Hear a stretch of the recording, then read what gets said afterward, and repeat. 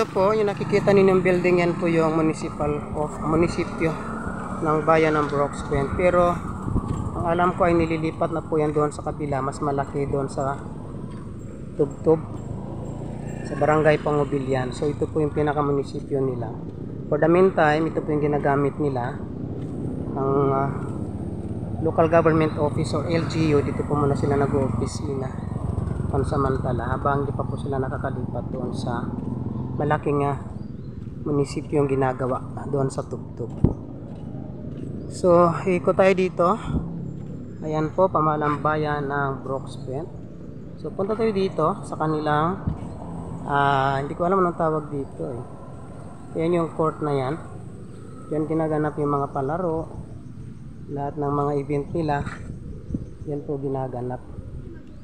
So